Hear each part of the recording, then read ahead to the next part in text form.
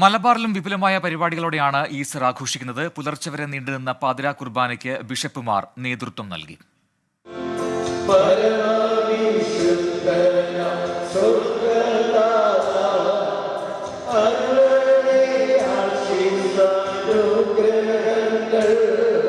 ലോകത്തിന്റെ പാപങ്ങൾ മുഴുവൻ സ്വന്തം ചുമലിൽ ഏറ്റുവാങ്ങിയ യേശുക്രിസ്തു കുരിശുമരണത്തിനു ശേഷം 3-ാം നാൾ കല്ലറയിൽ നിന്ന് ഉയർത്തെഴുന്നേറ്റതിന്റെ സ്മരണയുമായി ക്രിസ്തുമത വിശ്വാസികൾ ഈസ്റ്റർ ആഘോഷിക്കുകയാണ്. സ്നേഹത്തിന്റെയും പ്രത്യാശയുടെയും തിരുനാൾ കൂടിയാണ് ഈസ്റ്റർ. 50 ദിവസത്തെ നോമ്പാചരണത്തിന്റെ വിശുദ്ധിയോടെയാണ് വിശ്വാസികൾ ഈസ്റ്റർ ആഘോഷിക്കുന്നത്. ഇതിന്റെ ഭാഗമായി ദേവാലയങ്ങളിൽ ശുശ്രൂഷകൾ, കുർബാന, തിരുകർമ്മങ്ങൾ എന്നിവ നടന്നു. കോഴിക്കോട് ബിഷപ്പ് വർഗീസ് ചക്കാലക്കൽ ദേവമാതാ കത്തീഡ്രലിലെ ചടങ്ങുകൾക്ക് നേതൃത്വം നൽകി. ഇത് തരുന്നത് പ്രത്യാശയുടെ സന്ദേശമാണ്. അത് ഒരു കൂട്ടർക്ക് വേണ്ടി മാത്രമല്ല, മനുഷ്യരാശിക്ക് മുഴുവനുമാണ്.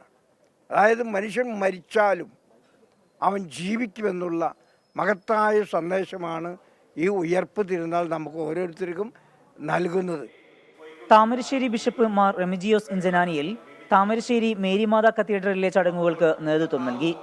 തലശ്ശേരി സെന്റ് ജോസഫ് കത്തീഡ്രലിൽ നടന്ന ചടങ്ങുകൾക്ക് ആർച്ച് ബിഷപ്പ് മാർ ജോസഫ് പാംപ്ലാനിയാണ് മുഖ്യ കാർമ്മികത്വം വഹിച്ചത്. വന്യജീവി ആക്രമണ ഭീതിയിൽ മാനന്തവാടി രൂപതയ്ക്ക് കീഴിലുള്ള പള്ളികളിൽ പാതിരാ കുർബാന നേരത്തെയാക്കിയിരുന്നു. വിവിധ ബ്യൂറോകൾക്കൊപ്പം 24 കോഴിക്കോട്.